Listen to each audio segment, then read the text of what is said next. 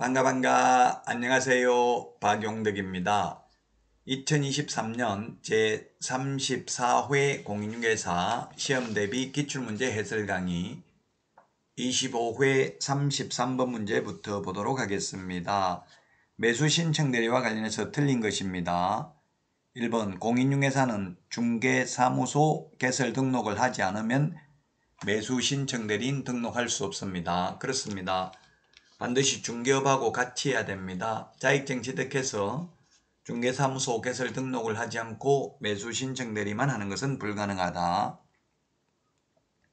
2번 개업 공인중개사가 매수 신청 대리를 위임받은 경우 당해 매수 신청 대리 대상물의 경제적 가치에 대하여는 위임인에게 설명하지 않아도 된다 했는데 경제적 가치 설명해야 됩니다. 경제적 가치가 감정가격이 되겠습니다. 그래서 2번이 정답이 되겠습니다. 3번 개업 공인중개사는 매수 신청 대리에 관한 보수표와 보수에 대하여 위임인에게 위임계약 체결 전에 미리 설명을 해야 되고요. 그 다음에 4번 개업 공인중개사는 매수 신청 대리 행위를 함에 있어서 매각장소 또는 집행법원에 직접 사장이 출석해야 됩니다. 법인의 경우 대표자만 출석할 수 있고 임원이나 소속공개사도 출석할 수 없습니다. 5번 매수 신청 대리 업무정지 처분을 받은 때에는 출입문에 그 사실을 표시해야 됩니다. 근데 공인중개사법에서는 업무정지돼도 출입문에 표시하라는 말이 없습니다. 매수 신청 대리의 경우에는 출입문에 표시를 하여야 합니다. 34번입니다.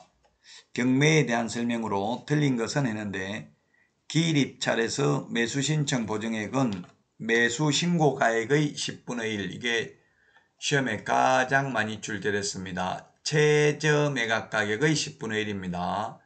최저 매각 가격 10분의 1이죠. 응찰가, 입찰가, 매수 신고 가격의 10분의 1 X입니다.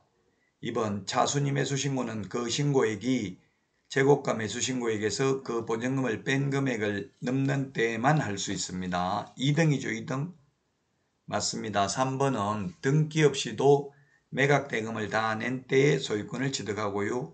4번 가압류채권에 대항할 수 있는 전세권은 그 전세권자가 배당 요구하면 매각으로 소멸됩니다. 배당 요구 안 하면 인수되죠. 5번 재매각 절차에서 전의 매수인은 매수 신청을 할 수 없으며 매수 신청 보증을 돌려줄 것을 요구하지도 못한다. 그렇습니다. 재매각이라는 것은 잔금을 내지 않아서 다시 실시하는 게 재매각인데 계약금만 걸어놓고 보증금만 걸어놓고 잔금 안 내서 다시 재매각하는데 또 입찰에 참여해서 보증금만 내놓고 또 잔금 안 치르고 이러면 경매 절차가 계속 지연되겠죠. 따라서 전의 매수인은 재매각 절차에는 입찰을 하지 못하고 전에 입찰했던 보증금도 돌려달라 할 수 없습니다. 1번이 정답이 되겠습니다. 다음은 35번 문제입니다.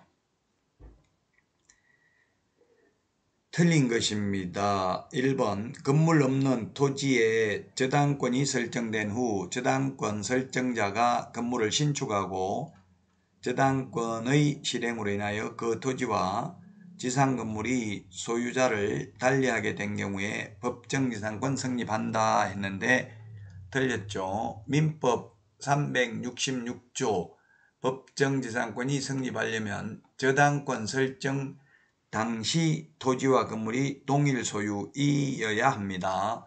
근데 저당권 설정된 후 신축 이런 말 들어가면 법정지상권 성립하지 않습니다. 자, 그 다음에 2번 대지와 건물이 동일 소유자에게 속한 경우 건물에 전세권을 설정한 때에는 그 대지 소유권의 특별선계인은 전세권 설정자에 대하여 지상권을 설정한 것으로 본다. 민법 305조에 있습니다. 3번 지상권자가 약정된 지료를 2년 이상 지급하지 않는 경우 지상권 설정자는 지상권 소멸을 청구할 수 있다. 그렇습니다. 2년간 연체한 경우 소멸을 청구할 수 있고요. 판결 전후를 합해서 2년간 연체한 경우도 마찬가지입니다. 4번 지상권자가 지상물의 소유자인 경우 지상권자는 지상권을 유보한 채 지상물 소유권만을 양도할 수도 있다. 지상권만 팔 수도 있고 그 다음에 지상권은 두고 소유권만 팔 수도 있습니다. 1번이 그래서 정답이 되겠고요. 5번 지상권의 존속기간은 당사자가 설정 행위에서 자유롭게 정할 수 있으나 최단기 존속기간은 있죠. 경고한 건물은 30년, 옥조 건물 15년, 공작물은 5년이 되겠습니다. 자, 다음은 36번 문제 보도록 하겠습니다. 분묘기지권에 대해서 틀린 거 되는데 1번 장래의 묘소, 가묘, 예장, 시신유골이 매장되어 있지 않는 것 이런 것들은 분묘기지권이 인정되지 않습니다. 유발, 죽은 사람 머리카락이 묻혀 있어도 물론 분묘기지권 인정됩니다. 2번 분묘의 특성상 타인의 승낙 없이 분묘를 설치한 경우에도 즉시 분묘기지권을 취득한다. 즉시 X죠. 즉시가 아니라 시효 취득하려면 20년 지나야 됩니다. 그래서 틀렸고요. D가 평장되어 있어 객관적으로 인식할 수 있는 외형을 갖추고 있지 아니한 경우 분묘기지권 인정되지 않는다.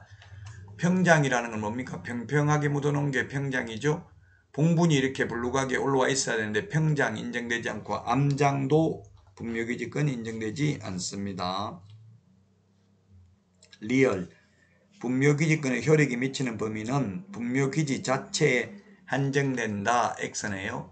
분묘기지 자체에 한정되는 게 아니라 분묘기지 주위의 공지를 포함하는 지역에까지 미친다. 상석, 비석에까지도 원칙적으로 미친다. 그 다음에 무덤 뒤에 반달 모양으로 둔덕을 조성해 둔 사성이 있다면 그 사성까지 반드시 미치는 것은 아니다. 이 말은 미칠 수도 있고 안 미칠 수도 있고 개별적인 분묘를 보고 판단하여야 합니다.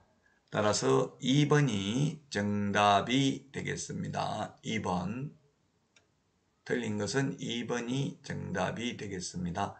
자, 이번 시간 여기까지 하고요. 다음 시간에 찾아뵙도록 하겠습니다. 여러분 수고하셨습니다. 안녕히 계십시오. 안녕.